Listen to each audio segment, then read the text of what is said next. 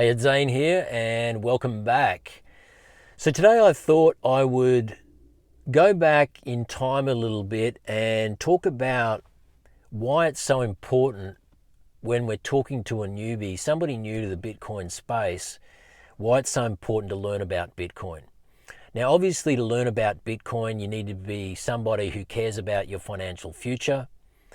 And in order to go on a journey of discovery of learning about Bitcoin, you first need to be willing to learn about what is money. So to learn about Bitcoin and what it represents, you really need to first go on a journey of learning about what is money. And that alone is really difficult for most people to begin to even get their head around in any way, shape or form. And so I guess the reason for that is we've grown up over the last 50, 60, 70 years in an environment where we've never really had to question money. And so when we go to the bank and we withdraw cash or the ATM, or we get a loan or a mortgage, or we tap our card at the supermarket or at the petrol station, this thing called money, it just seems to be there. And we go to work and we run a business and we generate revenue, and this thing called money just seems to keep us going. But what we've seen over the last few years should really ring the alarm bells when it comes to this question of money and what it represents, and is it really doing its job? And what are the problems that the current system of money is actually creating? And unless you've been under a rock, then you will have noticed some of the big problems that our financial and money system that have been evident over the last few years, namely cost of living, namely inflation, namely a huge growing wealth gap between the haves and the have-nots, a housing crisis, rents, insurance, everything going through the roof. And people are starting to feel the pinch. They're starting to notice that a system of broken money, a debt-based system of money, they're starting to see how it actually impacts their lives. And so I believe that now more than ever, we're probably at a good time for people to be willing to want to learn about something like Bitcoin, because for the first time, they can really see how the system of money is actually affecting their lives. And if there's one thing I've learned about people in general over the years, is that most people don't do anything to adapt or to change or to improve any aspect of their life unless they've got a problem. And so, we can talk about Bitcoin all day until we're blue in the face, but if people don't notice that they have a need for Bitcoin, or they don't notice a problem that's affecting their life, then the chances of them dedicating any kind of time to learning about it are very, very small. And so first, when we recognize there's a problem, we then need to be willing to go on a little bit of a history lesson to learn about money. And what's interesting to me is that most people will spend 40 to 50 years of their life working for this thing called money. And if you do the maths on that, that's somewhere between 80 and 100,000 hours of work over their lifetime dedicated to, generating this thing we call money. But most people will not take 5 hours to read a book on Bitcoin or to plug into an audio or a podcast. And that's really interesting to me. And I think the reason for that is because people don't see that Bitcoin is a solution yet, but they soon will. And so really the key to, opening the doorway for people to start learning about Bitcoin is to really, help them to tune into some of the problems of the current system and that they may be noticing in their own life.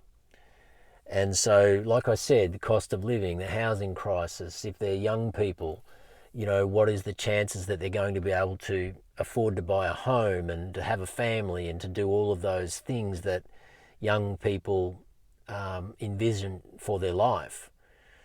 People who are in their middle years, they want to know that in the next 10 to 15 years, they're going to be able to retire financially secure and comfortably, and that their pension or their superannuation or their 401k is going to be there and it's going to be enough for them to, afford themselves a comfortable retirement. But the reality is, for most people, that's simply not the case because of the system and the way that money is broken. And so, number one is to be willing to learn a little bit about the history of money and to understand that we are essentially at the end of a 50-year monetary experiment, which went into overdrive in 1971 when President Nixon took the US and inadvertently the rest of the world off the gold standard. And until that time, gold was essentially the backing instrument of the dollar, and thereby there was a degree of faith that people had in currency because they knew that it was essentially as good as gold. You could redeem your dollars for gold at any time, and so there was a degree of confidence in the dollar and things were relatively stable. But as soon as that moment took place where America broke the gold promise that was made at the end of the Second World War, and when that promise was broken, then essentially all bets were off, and everybody essentially diverted to this floating fiat system where the people really had no checks and balances anymore on the money that they were using. And so the governments and central banks essentially were then in complete control. And we've really had this system for the past 50 or so years, and we haven't really thought too much about it or really noticed the pitfalls of it until post-GFC. And if you think about what happened post-GFC, where we really got to see this system in full swing, where all of these institutions that were handing out toxic loans, and essentially once the chickens came home to roost, a lot of these institutions were at risk of complete collapse, and some of them actually did collapse, the likes of Lehman Brothers. But what happened was they were bailed out because they were essentially too big to fail. And so essentially they could operate like cowboys and extort wealth and hand out toxic loans and ruin people's lives. But at the end of the day, they had a safety net known as the central bank and the government that eventually bailed them out. But who paid the price for the GFC? Well, essentially it was the people, because what it did was it created this new system known as quantitative easing, where they went into overdrive with flooding currency into the system in order to save the system. But all that has done since the back end of the GFC is it's created more inflation. And then we fast forward to 2020, what happened? We had another crisis. And what did we see there? We saw QE again. We saw massive quantitative easing, money printing, government expenditure programs, whatever you want to call it. And essentially the economy was shut down around the world. And so once they were flooding liquidity into the system, where did that currency, where did that liquidity end up? Well, it ended up in well-located real estate. It ended up in the stock market. It ended up in the cryptocurrency market. It ended up in assets rather than in people's pockets. And so what this has done is created a growing wealth gap that we've never really seen before at this rate. And it's happened in a very short space of time, and people are really starting to notice it now. They're starting to feel it. And this is why more and more people are starting to wake up to Bitcoin, and they're wanting to learn about it. And some of those people are coming to me and they're saying, Zane, I know nothing about Bitcoin. It makes a lot of sense to me, but where do I begin? And so I help them through that and guide them in the right direction. So learning about Bitcoin is really about, number one, understanding the problems in the system and being willing to go on a bit of a journey to learn about the history of money. Once you understand that, step number 3 is to realize that the reason why Bitcoin is the solution is because it is inherently deflationary. So when you think about that, it means that when you plug your financial life into Bitcoin, it means that everything around you, the price of everything around you starts to go down. And so your standard of living goes up because the price of everything goes down. And if you compare that to the fiat system, what you notice over there is that it's inherently inflationary. And so when you live on the fiat standard, you notice that the price of everything is constantly going up.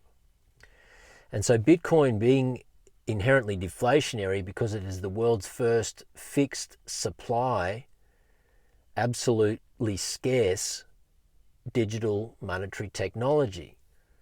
And so you can't print Bitcoin. You can't create any more Bitcoin.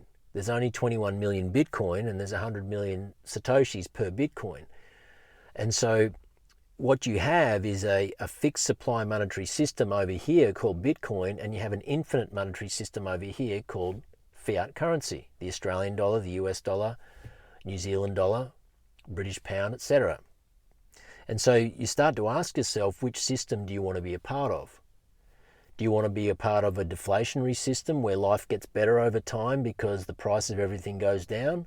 Or do you want to be a part of an inflationary fiat system over here where life gets harder over the time because the price of everything goes up? And that's where we are right now. We're at that moment where people are going to have to make that decision for themselves. Because the reality is that the inflationary system, it can never be anything other than inflationary, because the system broke in 2008 and it's been on life support ever since. And so in order to keep that system that really is, not only on life support, but it is absolutely on its deathbed, to keep that system alive just means that they've got to keep injecting more currency into the system just to keep it afloat as long as they possibly can.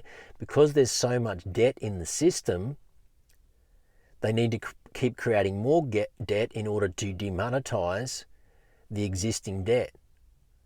Because if you can imagine, if the price of everybody's home all of a sudden fell by 20%, the whole system would collapse, because the debt is supported by that collateral.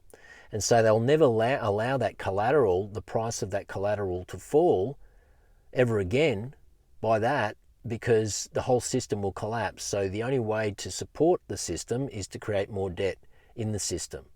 And I hope that makes sense. I hope I explained that okay. But they can't allow, everybody's sitting around and waiting for the prices of real estate to crash. But the likes of Mark Moss and others, they explain it really, really well. We're going to have a melt up rather than a meltdown. It's still going to be the same result in terms of people's livelihood being affected, but nobody believes, who's really studied this, that we're going to have a systemic crash in house prices, because it can't be allowed to happen, because the whole system will collapse. Instead, what they're going to do is create hyperinflation by continuing to debase the currency. And when they debase the currency, they essentially demonetize the debt. So they're enabled to keep the system afloat by keeping the debt in check every time they devalue the currency. And so this is where we are now. And the only life raft escape from this system that I'm aware of is Bitcoin. Yes, you can store your money into precious metals like gold and silver, and I'm an advocate for those, and I certainly believe in those as long-term decentralized stores of value that you can put your hands on at a moment's notice. I do believe in that. But if you're looking for protection from a collapsing financial system, then you've got to be looking at Bitcoin, because there's no way that gold and silver are going to help to keep you up with the rate of currency debasement. They're just not doing it historically, and they're just not going to do it moving forward. Gold and silver are more of a crisis play. They're more of an Armageddon play, a World War III type of scenario. And so you have to have some allocation to it for that. But if you're looking to actually create a future for yourselves where you're keeping up and exceeding inflation so that you're not falling behind, then for me, Bitcoin is the only solution to that. And so these are the kinds of conversations that that I have with people every day, and hopefully some of this resonates with you, that you can sort of cherry pick and maybe share with others. But more and more people are starting to wake up to the benefits of Bitcoin. They're starting to realize that it's not going away, it's not going to be banned, it's not bad for the environment, it's not a Ponzi scheme, it's not a scam, it's none of those things. It's the world's first fixed supply, absolute scarce digital monetary technology that cannot be debased, cannot be corrupted, and cannot be seized. And so we have the opportunity to plug our lives into that, which enables us to be financially self-sovereign. And, you know, so that's really the promise of Bitcoin. That's why I love to share and talk about it, because, you know, people who need to create financial freedom and financial hope for themselves in the future, they need to be looking at this asset very, very closely. And so it's all about learning about Bitcoin, developing your own conviction, and then from there you can move forward in whatever way makes sense for you. So I want to leave it there today. I hope you got some value and insight from that. Sorry, the sun's coming over here. But I just wanted to share that. And, you know, just encouraging people to be willing to learn a little about money, I think, is the first step in realizing that Bitcoin is the solution to that problem. And, you know, it's a solution for anybody who wants to embrace it at any level, at any time. Hope you got value today. I want to thank you for listening. Please like, share, and subscribe. If you're new to the community, I want to welcome you. Please leave me a comment if you feel that something resonated with you, something you'd like me to elaborate on in the future. I'd love to hear from you. Leave a comment. Other than that, I look forward to seeing you in the next one. This is Zane signing out. Bye for now.